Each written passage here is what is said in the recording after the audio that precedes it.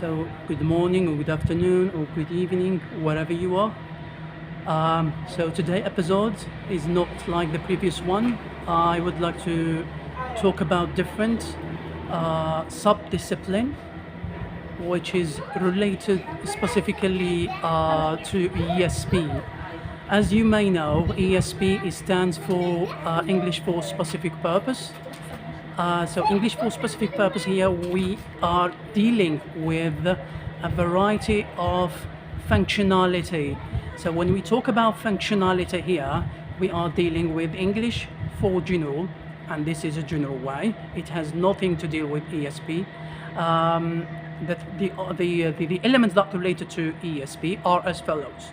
We have English for business, English for traveling, English for what?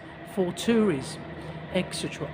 So if you want to learn, if you are a foreign citizen or foreign learners who your language is not the English, I mean your first language is not the English language, so you are required to study English, and this is based on your necessity. Right? So in your necessity, what do we mean by necessity? Necessity. We mean by necessity is that you are obliged to learn the English language according to your specific requirements. For example, if you want to get a job and the company or the human resource or hiring manager will ask you to speak the English, to whether you can you have the capability to speak the English language, and this is the one of the conditions or one of the requirements that you will find in the real world. Well, all the things may come according to your how you can say it, personal motivations or personal needs, such as the airport. When you speak to when you are in the airport and you want to speak with foreign people who comes from a different culture, right? And for example, we have Chinese, we have you will meet Iranians, those who cannot speak your first language, especially Arabic if you are an Arabic citizen. Good. So you are required to study the English language according to the specific terminology. What do you mean by terminology? Here we are referring to vocabulary.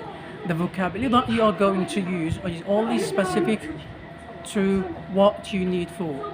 So let us talk about, let us choose one example, which is the English for tourism.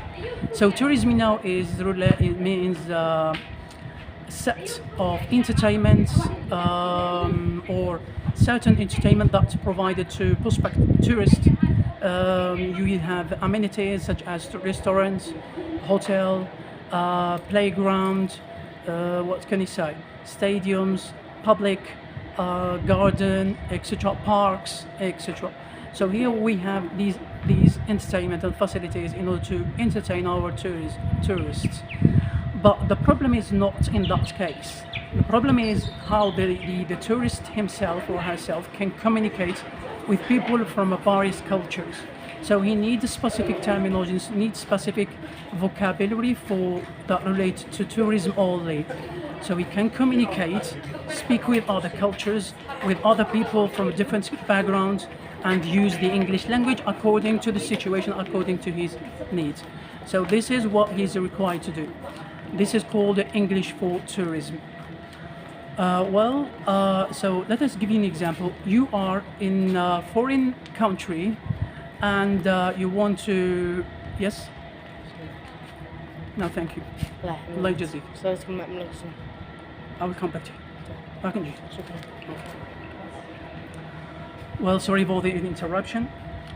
What I was talking about is, let us say you are walking into in the street, inside a foreign country, and you don't know how to communicate in the English language, which is the country that you are visiting. The country that you are visiting speak the English language. So here what you need to speak the English language. You need to learn how to ask for directions towards a specific amenity, towards by using directions, how you can use directions, etc. How you can communicate, provide a comprehensible sentence, and this is why ESP is very important.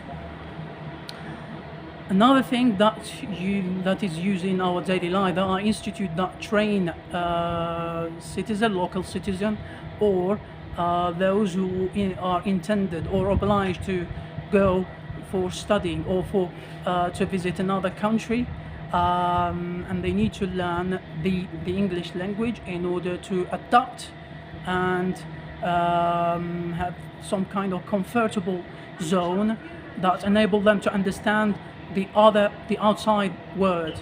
And this is why ESP, or English for Tourism, is based for. Thank you very much for your kind listening, and goodbye.